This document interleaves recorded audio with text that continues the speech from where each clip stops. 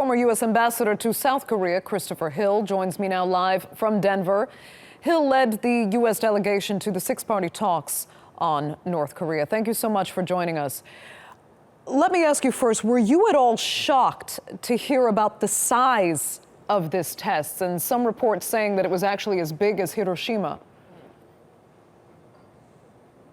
I was not surprised. I mean, this is part of a deliberate military program, military testing program. Just about every test has been somewhat bigger than the previous test. The previous test was about half the size of this one, so it's not surprising that this would be large. I mean, the real question, of course, as your setup piece suggests, is what are we going to do about this? And every time, the North Koreans seem to get the same type of scolding from the United Nations.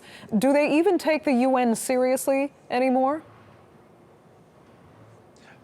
They don't listen to the UN, they don't listen to the Security Council, they don't listen to the United States, and frankly, they don't listen to China. So they're kind of on their own.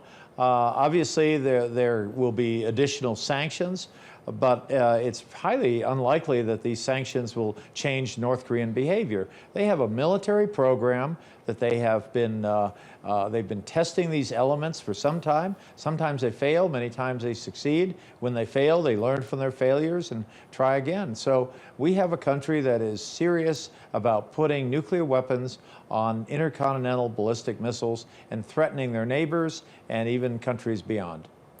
So what needs to be done? When does this become a genuine threat, a genuine danger, not just to North Korea's neighbors, but to the world?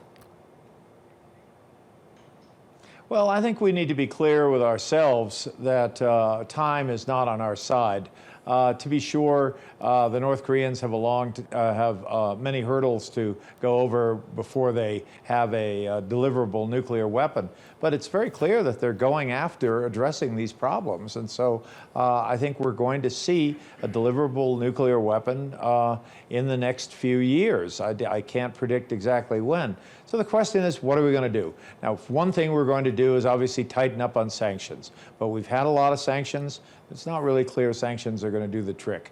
The second thing we'll do is, of course, to thicken up our defenses. There have been vast amounts of progress in anti-ballistic missile defenses. And so the North Koreans are looking to deploy what would be a fairly rudimentary system up against some world-class defense systems. So that I think, favors our side. But that said, you have to be 100% sure that your defensive systems will work. I think the third issue is we need to work with countries such as China and stop saying China needs to solve this. I wish China could solve this. They obviously can't. But by the same token, the Chinese need to stop saying the U.S. needs to solve this. I think the fact of the matter is we all need to get together and try to solve this. And whether we can find some means that go beyond sanctions, means that might involve some kind of direct action, whether it's clandestine or whatever, we really need to look at all options because this is very much of a growing and very much of a present threat.